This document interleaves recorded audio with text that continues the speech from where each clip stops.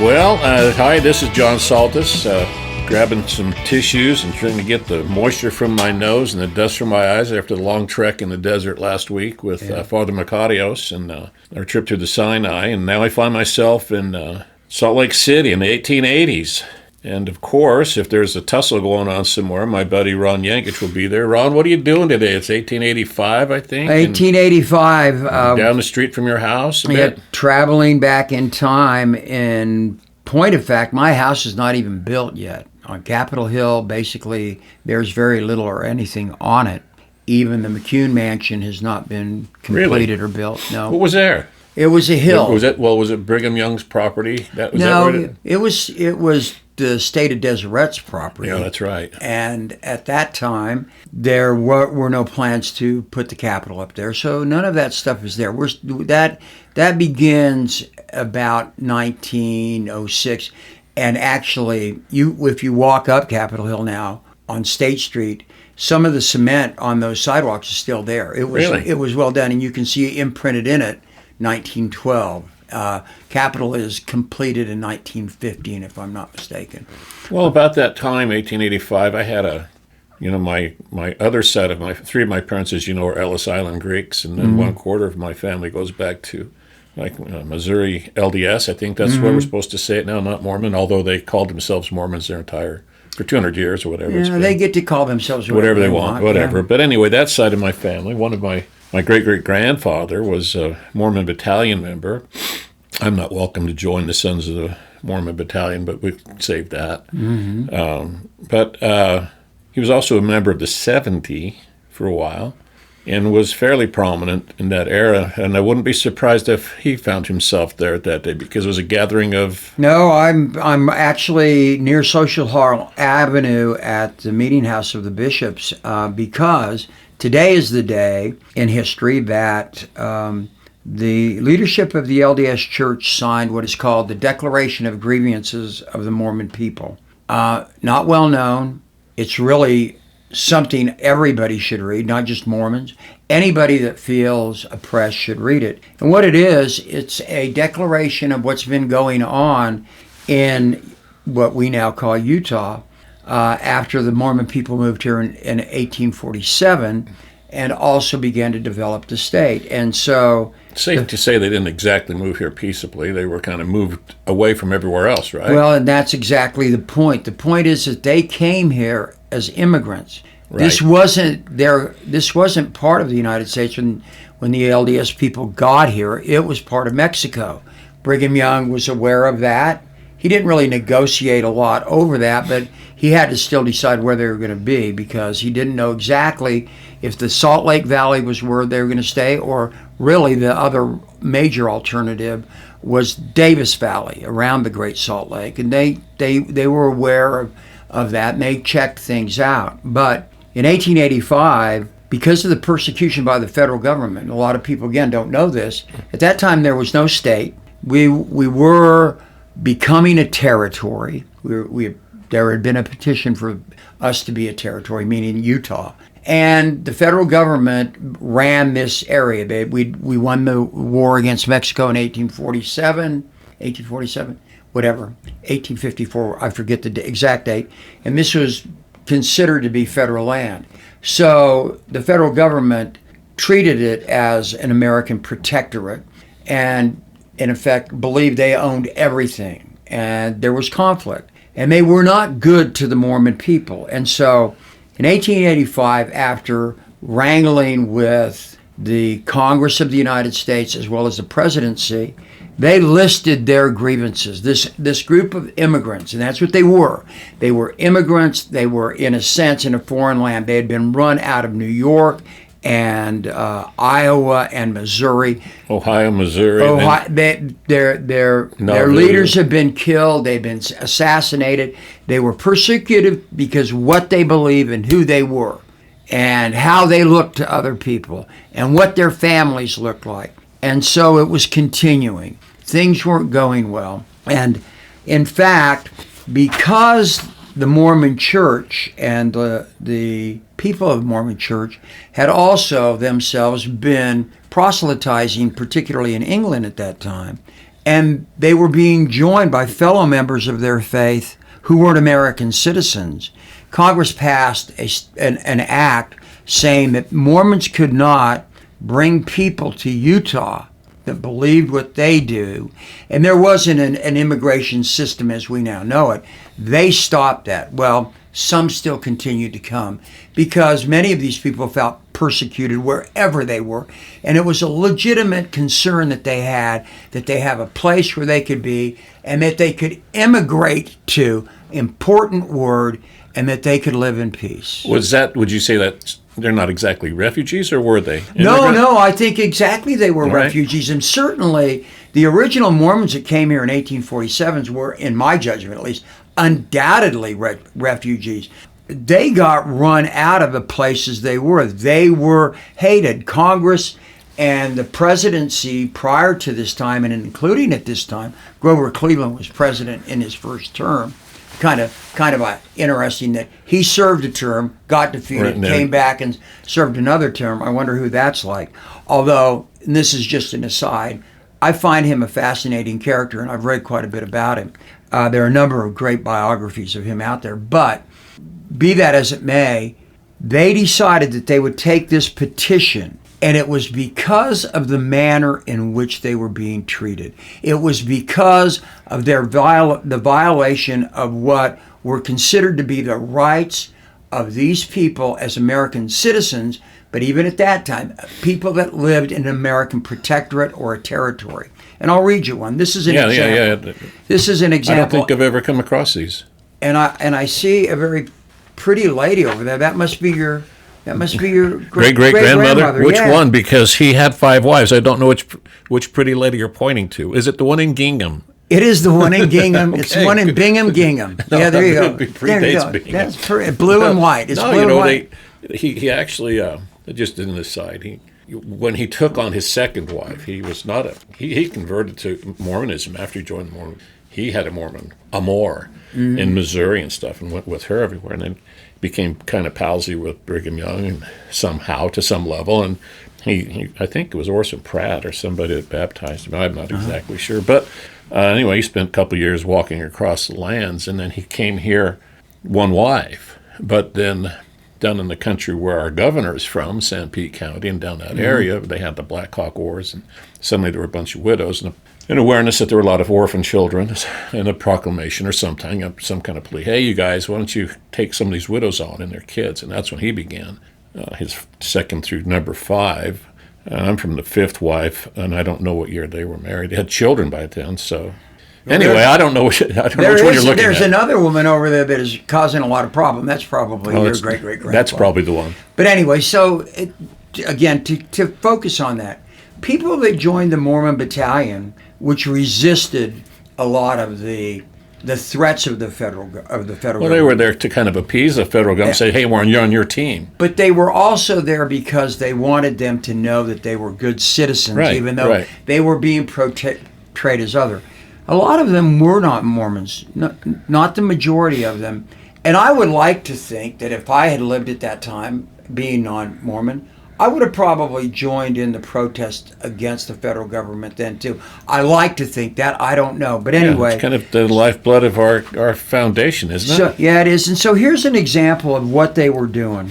So a guy named Angus Cannon was the president of the Salt Lake State. And he was indicted for unlawfully cohabitating with 2 of his plural wives, Clara and Amanda, both of whom lived in separate quarters of his house. A 3rd wife lived in a house nearby.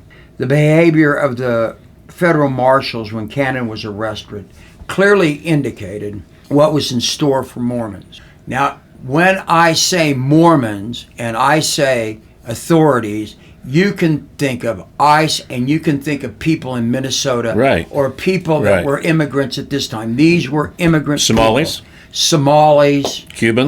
Cubans, Mexicans, whatever. That's what the Mormons were at that time. That's what they were. In that context. In that context. Cannon was arrested on the street in Salt Lake City.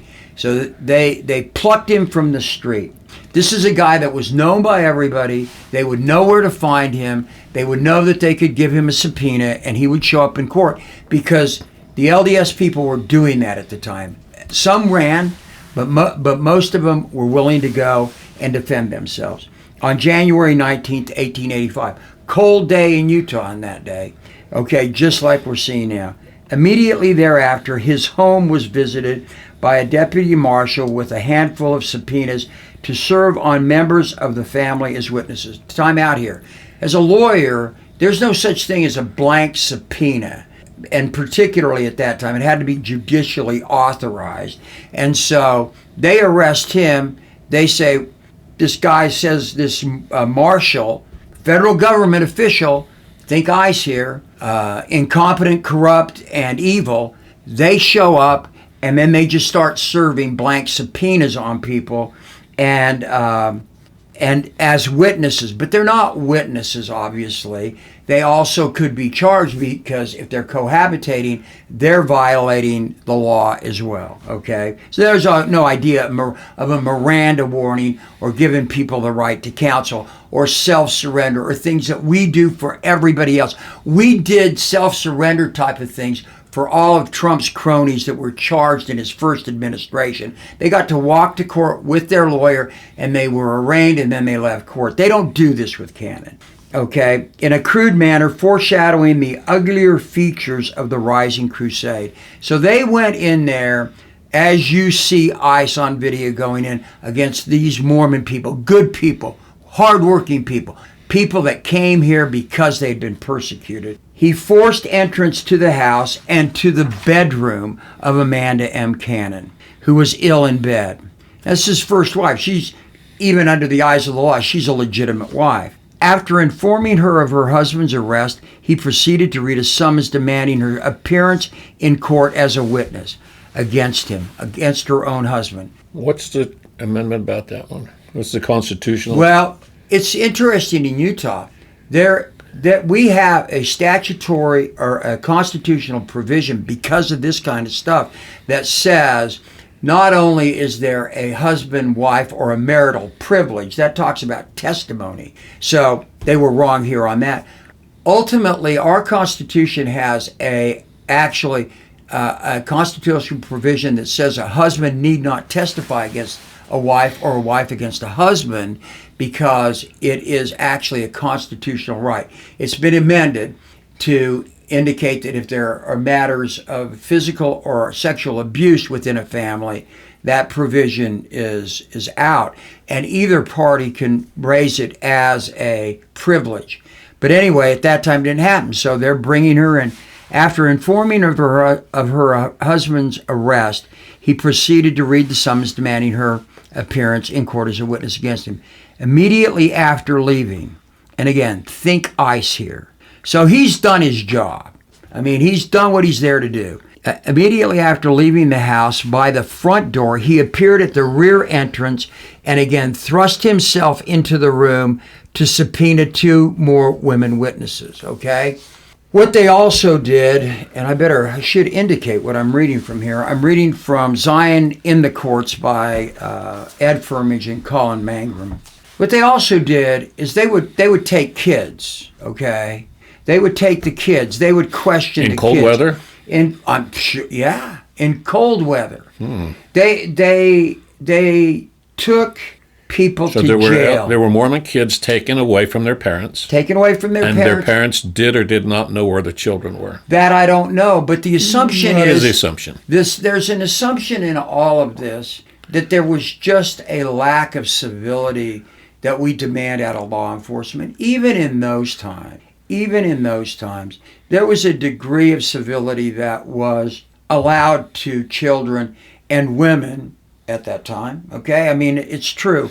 But what the federal government did at that time was just basically say, we hate you, we don't like who you are, we don't like where you come from, we don't like what you believe in, we don't like the fact that you're doing something that we wouldn't do, and we've been sent here to stop it, and if one of the ways we stop it is to scare you, that's what we're going to do. What were they stopping? Polygamy or other crime? In Minneapolis, it's the supposed fraud, right? That's part of the rationale, but it's really an illegitimate tale. But what were the local Mormons doing that's so pissed off Were they defrauding the federal government? No, what they were doing was that a statute had been passed a few years before, simply because of the LDS Church, and that was polygamy. Polygamy was outlawed in the United States. So that was the crime, if you want to put in quotation. But there was another thing, though, that's important to recognize here, and a lot of us don't know,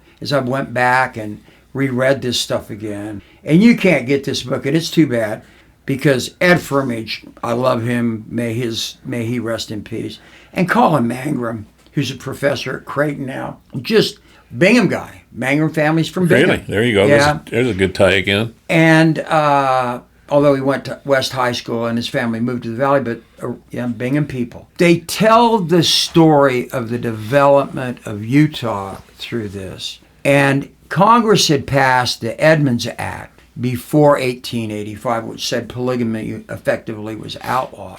But they had trouble enforcing it because, as a general proposition, if you say, and I'm simplifying it here, but if you say you have 3 wives, you have to show that they're actually wives and that they're cohabitating for the purpose of the exchange of husband and wifely duties, including sex.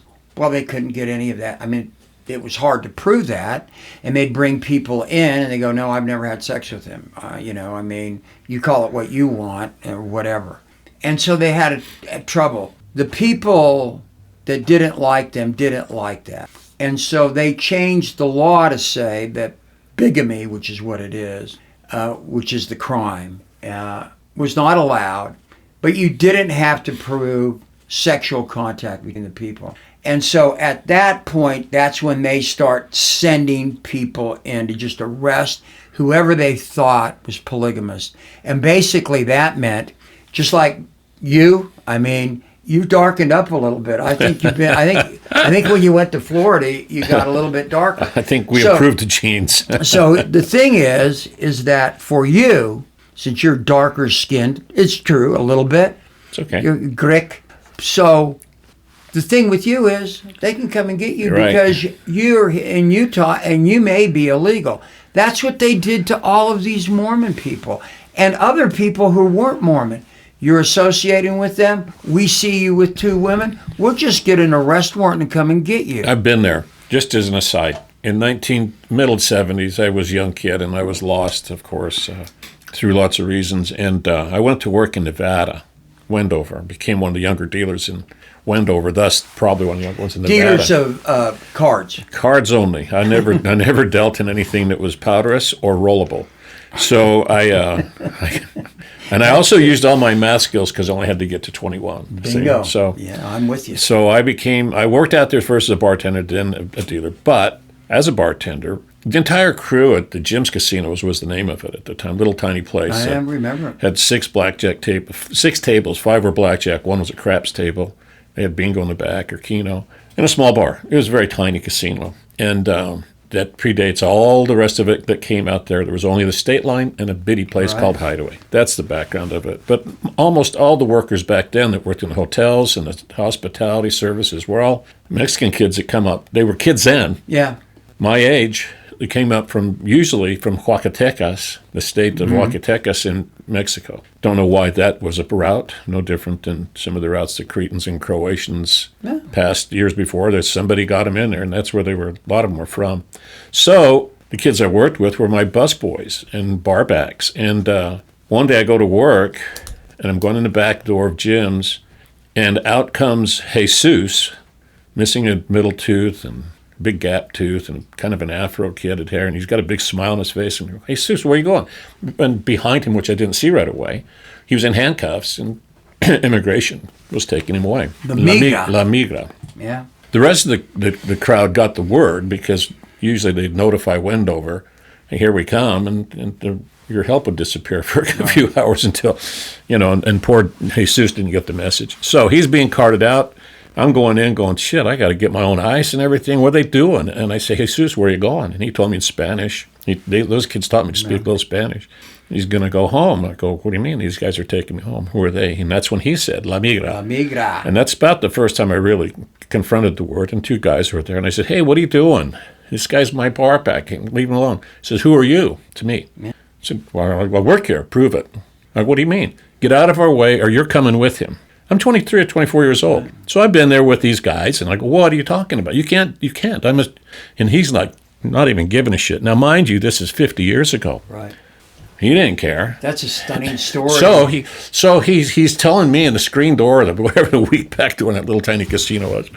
I'm going, hey, Sus, I'll never. And I was sad because they taught me how to play guitar and sing Spanish songs and all that stuff. And poor kid, And he says, don't worry, told me in Spanish, don't worry, I'll be back in a couple days. And I looked at those guys, they go. They don't understand. But now it makes me look like more susceptible because I know what he's talking about, and I can, right. You sure, and I go, okay, I'm done. He didn't miss a shift. So they took him all the way across the border, let's just say Nogales. Right. Threw him on the other side. He paid somebody $1,000 at the time, or whatever it was. He was back to work on Thursday. He never missed a day of work. He was back in no time. What a system. So he got deported. On the other side, he paid somebody $1,000. That somebody on this side of $1,000 was not a Mexican. He was an Anglo mule that brought him all the way back to Mexico. So the livelihood in this kind of enterprise is not just black and white, is it? No, it is. It's been going on for a long time, and we know about it. And both parties. I mean, Hey, I'm taking you off topic. I'm just telling you how I relate to I understand immigration. that, but let's talk about this. In the 19th century, they attempted to regulate immigration, but they did it for the wrong reasons. We don't want people to be immigrating into Utah if you're going to join the Mormon Church. Okay, there's a specific statute passed. Really? There is. Well, it is. The you can come here, but you Act. can't. That's what it says? Well, yes, that's what it's about. I just talked about that a minute ago. But there were also other immigration laws at that time.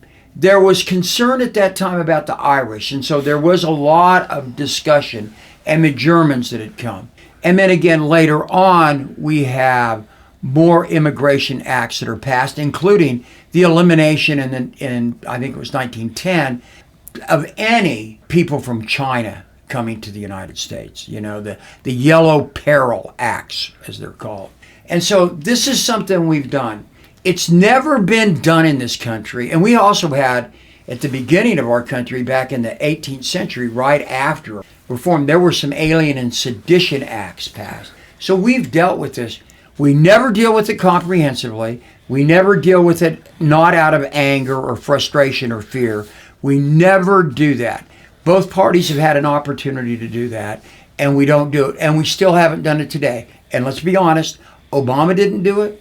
Biden didn't do it. Trump certainly is not going to do it, although he promised all of that. So let's go back to Utah. So we're back in 1885. And so these people are taken to jail. Many of them are left in the territorial prison, which was also the jail, basically, to rot. In some instances, their children were taken with them. A few, not a lot, but some.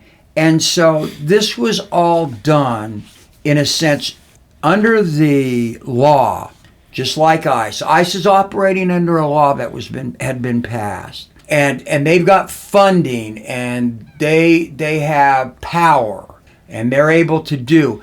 But it's done without any real supervision, and it's done without the cooperation of state authorities or local authorities, and that's just exactly what happened here.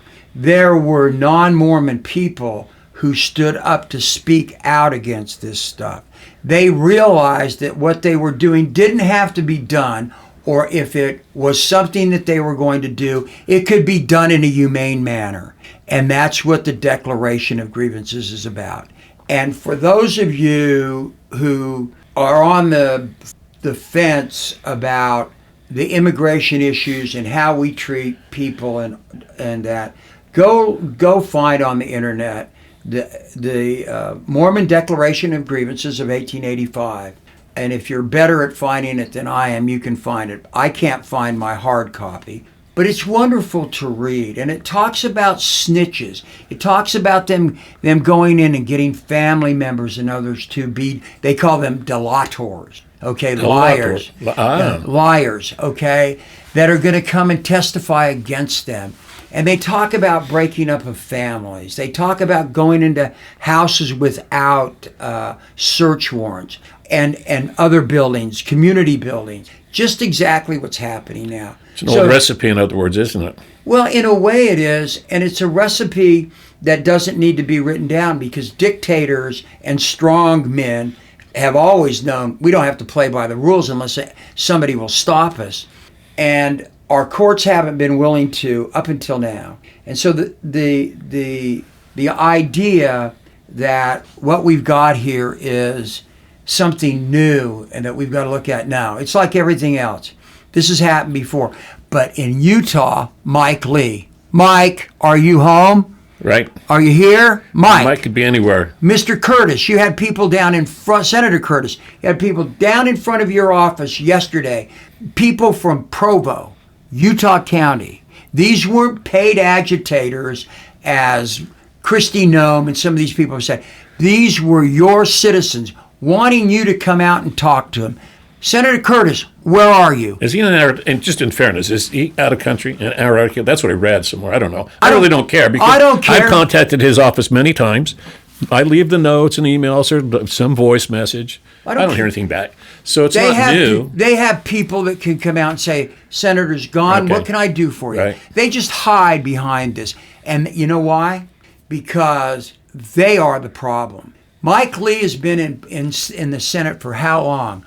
What bill has he passed?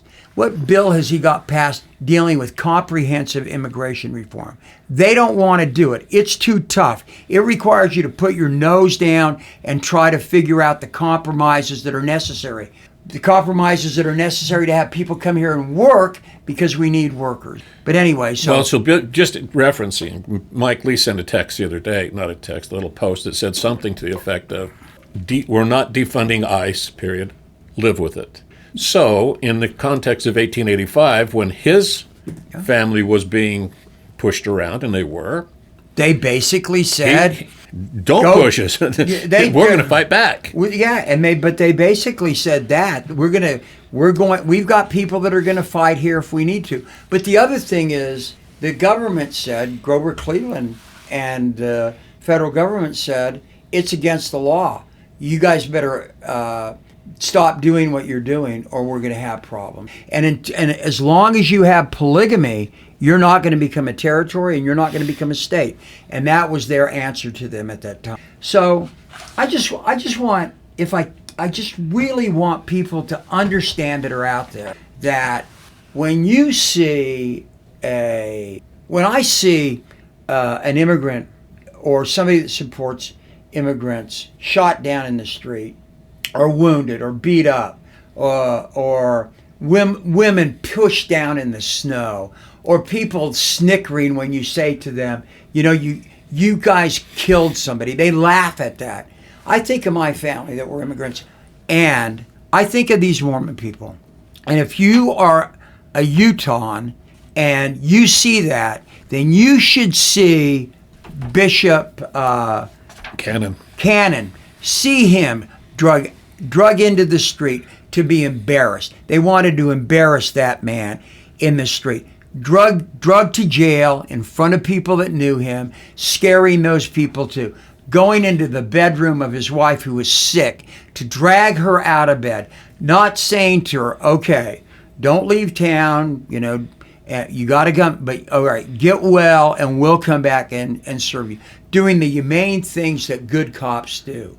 And for those law officers, if anybody were to hear me, if you're a county sheriff, remember, when they come to your town, if ICE decides to come here, they're going to do the same thing to the people in Sanpete County Sheriff, the Juab County Sheriff, and the Millard County Sheriff.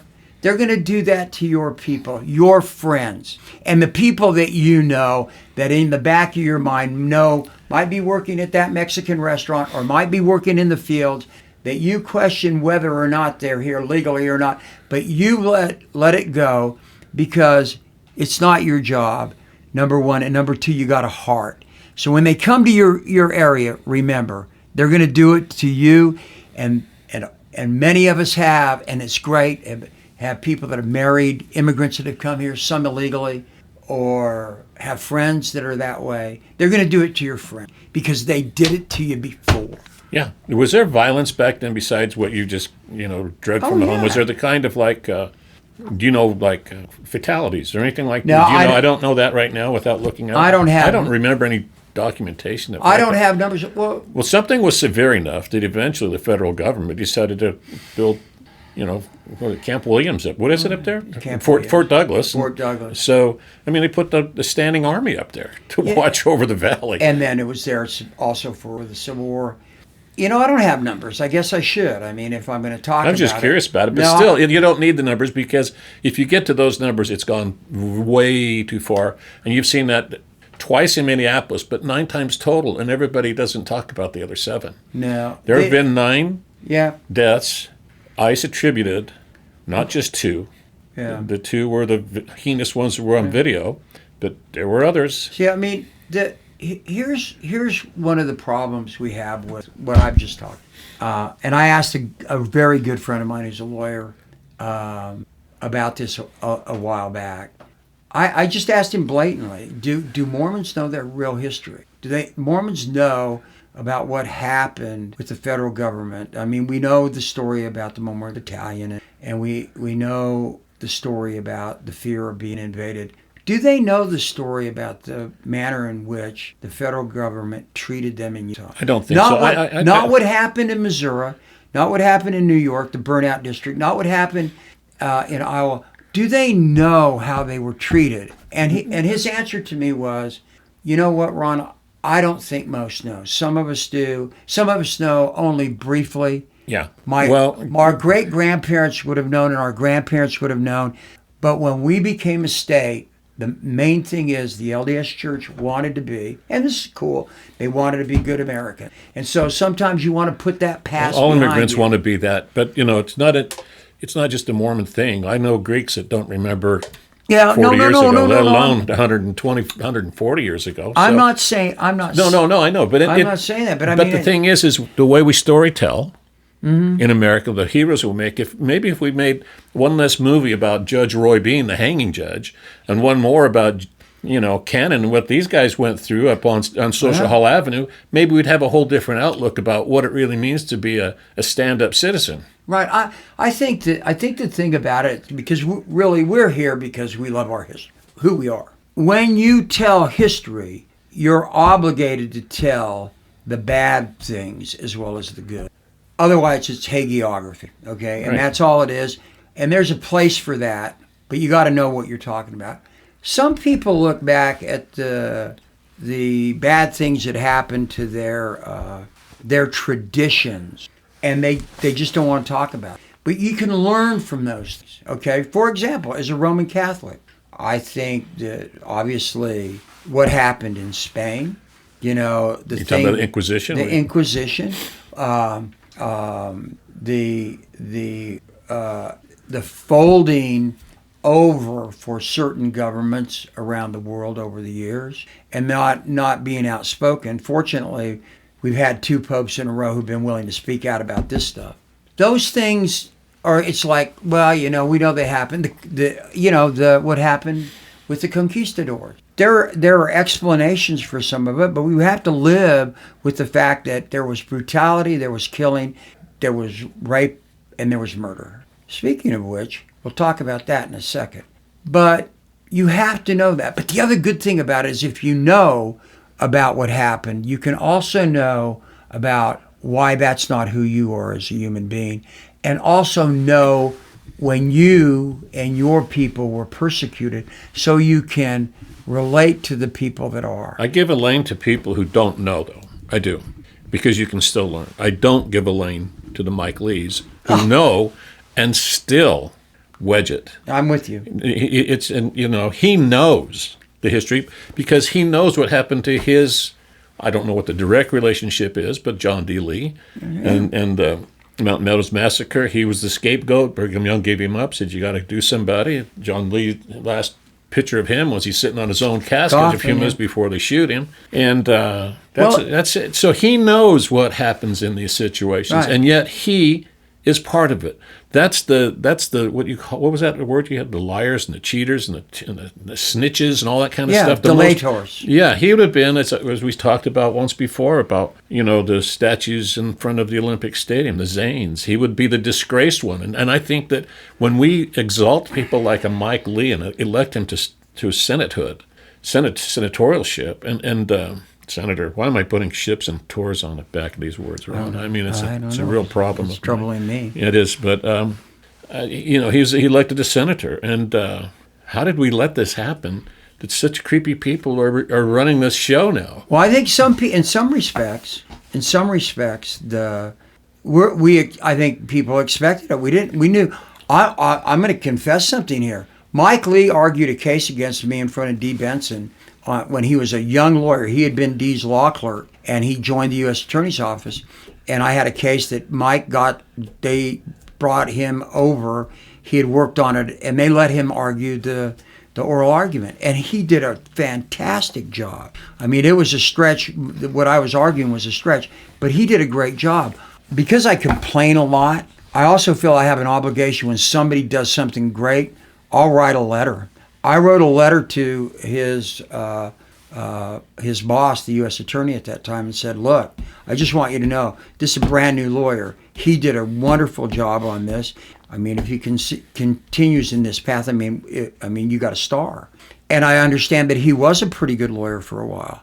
But he was one of Orrin Hatch's boys. Orrin knew his dad, Rex, who was the BYU. dean of BYU Law School.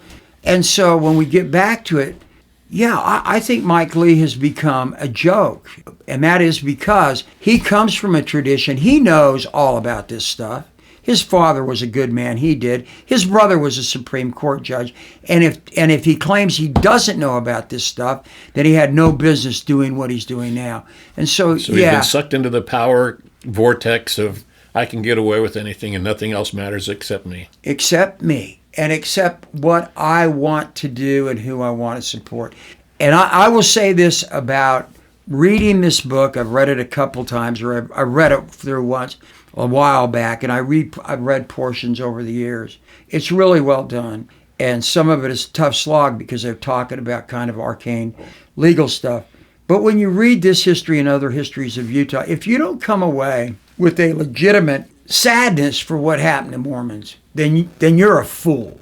Right. And if you come away with it and you forget it on purpose, you're a fool. Then you are. And the you're other damn thing, fool. And the other thing is to understand also how it was to grow up here non-Mormon. You have a little bit more of I kind of get it a little bit now.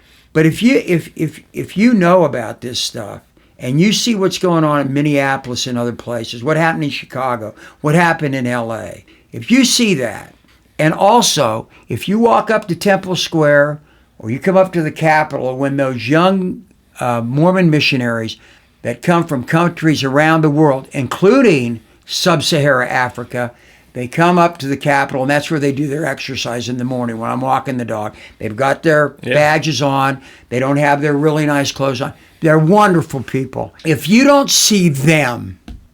Right, they're there. We met them, and we've met the enemy, right? And that's what they're doing to people. The only difference is they don't have the protection of a little black badge that says elder or sister.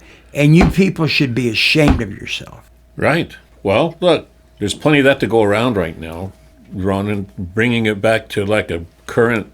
How would you, as a defense attorney, describe what happened last week in Minneapolis? The VA nurse. You're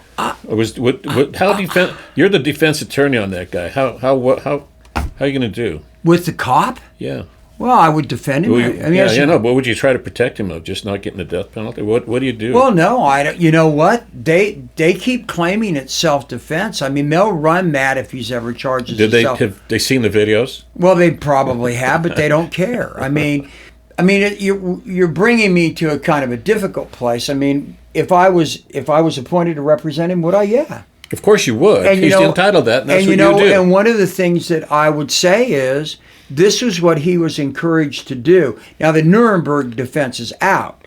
Okay, I mean, just because somebody tells you to do something, that you don't get, that's not a defense. But the fact of the matter is, I don't know this guy, and I don't think anybody else does. These people have been told that this is what the federal government wants, okay? All right? Are you with me? Yeah. So he's operating under the orders of people who actually want this stuff. And so if he were to go to court, I'm sure that his lawyers would put on evidence that this is the manner in which they were told to treat people, and they were done to do so because they couldn't trust that anybody that was one of them. So somebody was directing ICE. And they're directing them. So here's what Kristi Noem said about that. All right, and after that, I want to finish. Sure, but Kristi Noem said about this, not originally, because originally she was saying, oh, he attacked them, he came at them viciously and all this kind of stuff, and you guys feared for their lives, which we all can laughably say is bullshit. Right. But now she says, everything I've done at the direction of the president and Stephen, meaning Stephen Bingo. Miller. So there comes part of this Nuremberg defense of like, hey, somebody else told me to do it, and that's not really defensible, is it? No. But the other thing with this guy is, I don't know. I mean, I don't know what he was thinking. The trigger guy. The trigger guy. There may have been two, but still. But you're encapsulating, it came from on high. It does. And the other thing is about it is that, I mean, again, we're getting in the weeds here a little bit. In self-defense and defense of a third party, or as an officer defending yourself against an attack, which I don't believe this was, of course, you're able to take into account your own mental state. Most self-defense statutes do, and what you were observing in the moment. And the hyped up nature of all of this, which is what's his name, Holmes, and those guys, the actual director of ICE. Holman is the guy there now. Holman, I'm sorry. It used to be the Bonvino, or whatever his name was. They've told all these people are all bad, and so on and so forth. Well, Stephen Miller said they have immunity to do it. And that will be something else. That's where I was going to next. That they will say that there's an immunity for it. But the reality is, as I look at it, I think of my investigator, Craig Watson, who's a great investigator, a former cop, worked as an investigator for the DA's office. Craig investigated police shooting. That's what he did at the DA's office. He knows more about what happens in a police shooting than anybody I've ever met. And it would be kind of cool to have him on the show, because he could tell you exactly what they're taught, how they're taught to react, what it means when they see something that they might think There's a weapon. There's a critical thing I have to ask you here. Anyway, so... No, you're not just a point of fact. You're talking about a guy that studied police shootings and law enforcement. Right. Is there a distinction between these new aggressive ICE officers and true policing and true law enforcement? They don't give tickets on the street. They're not, But they're still acting as law enforcement. Does that give them any... I don't believe it gives them any specific immunity. That's what I was wondering. And again, that's not what Trump and his people are going to say. They're going to be pushed in a corner because there's so much video on this stuff. I mean, it would kind of be fascinating to defend the case. It would be also fascinating to prosecute it, only because you never know what everybody else is going to say. I mean, everybody that thinks it's cut and dry because they're video, well, you ought to come to court with me a couple times, because it ain't cut and dry. And because there are other things going on. And so you look at it and you go, okay, what would a reasonable police officer do in a circumstance like this, where there's a woman on the ground that he's trying to get in front of and protect, or at least he's trying to take video of what's going on? Is he a threat to the officers? In what way is he a threat to the officers? Did they know that he was armed? When did they know he was armed? How did they find out he was armed? And so on and so forth. Did he pull the gun? Did he threaten anybody with the gun? All of those things are factors that have to be considered. I don't know the answers to all of them. And just on the idea that officers don't go to arrest someone to hurt them or kill them. They go to arrest them. And all officers, and I think Craig would tell you, if you arrest somebody, you do it in the least forcible way. When you look at these videos, and the woman who got her hand shot off the other day, they just don't need to act this way. And then we get to the big question: what would a jury do with this? Well, a lot of it has to do with what their political beliefs are. You got to remember all of that stuff, because I told juries for 50 years, this is the only time in your life when you will actually make a decision for the government of the United States or state of Utah or Idaho or wherever I are. You are the last word. You get to look at the facts that have been presented and the complications and whatever is in dispute, and you get to decide. You're the government here. And so you don't know what people are going to do because they bring their prejudices to it. And so everybody that's out there and already has this guy convicted, I would be careful about that. He's entitled to the presumption of innocence, whoever he is. On the other hand, we're entitled to the presumption of innocence too. And so was that young man. He did not have to die, nor did the lady have to die, nor did any of the rest of them have to die. And I think the number is over 90 now that ICE has killed. But some are like quote unquote murder, right? But some are just mistreatment and not getting their diabetic medication in a detention center somewhere, which could be murder too, by the way. Okay, didn't know that. And so anyway, I would just say, let the facts come out. That's fair, but use your common sense and understanding about what they were there for.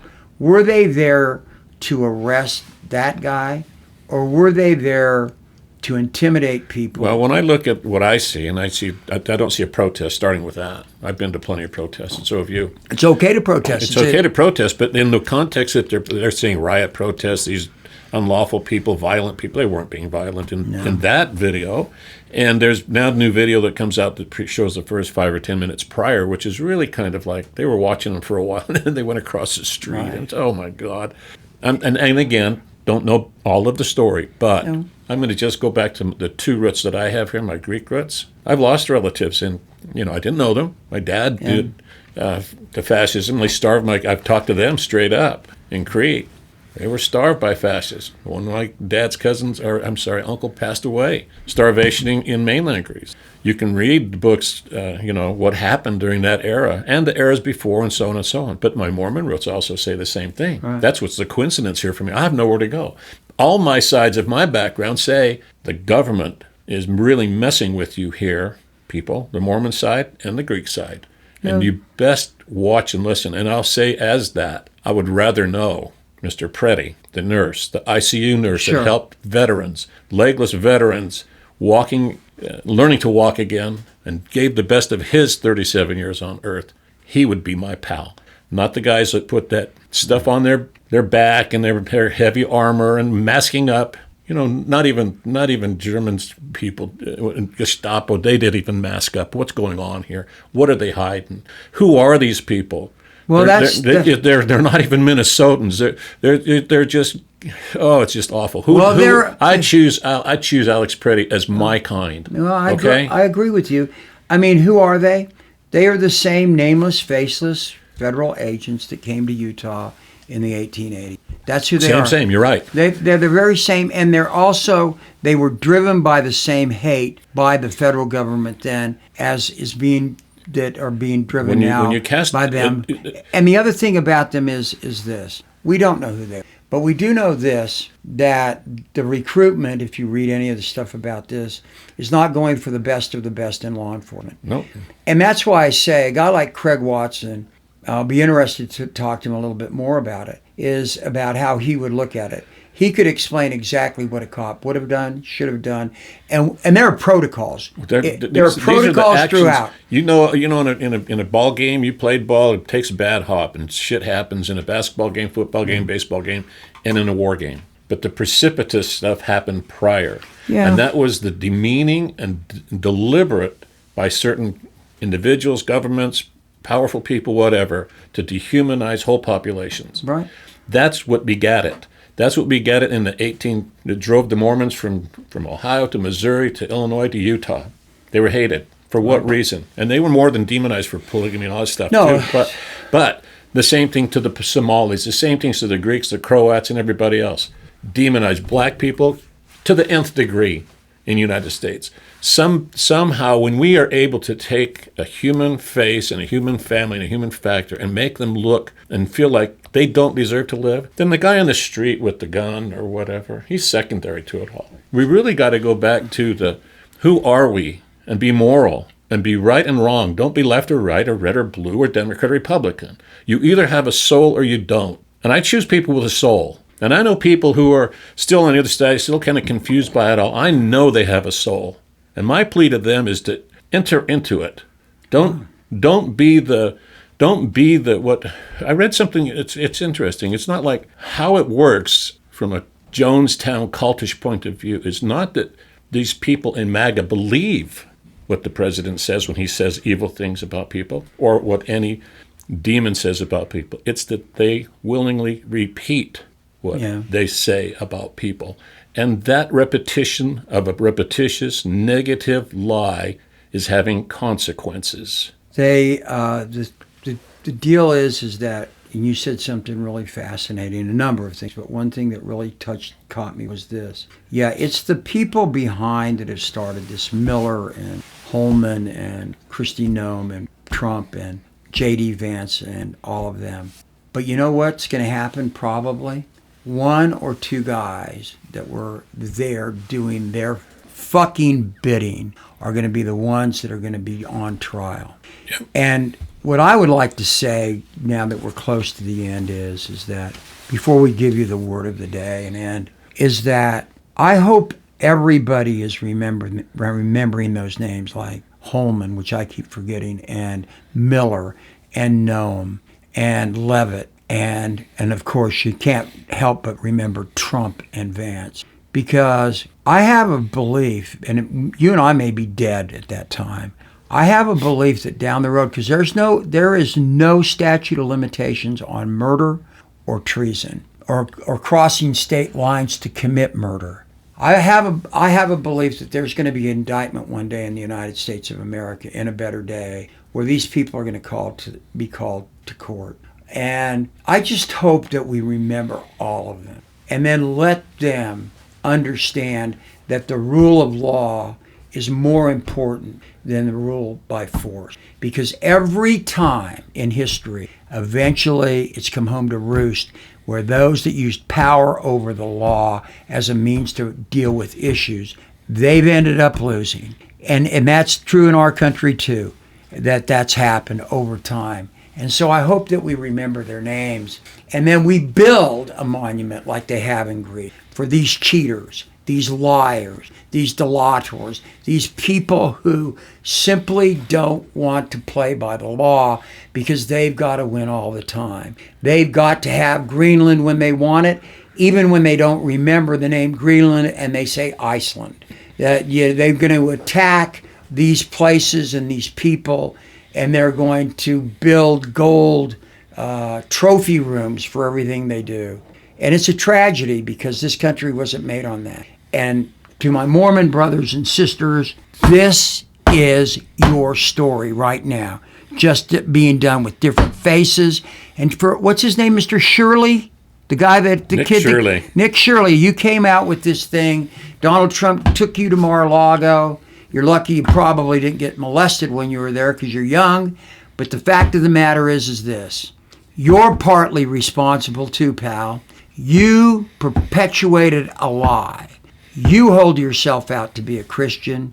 Take a look. Take a look at that, because that's not what you do. And you're partly responsible for people dying. Think about it.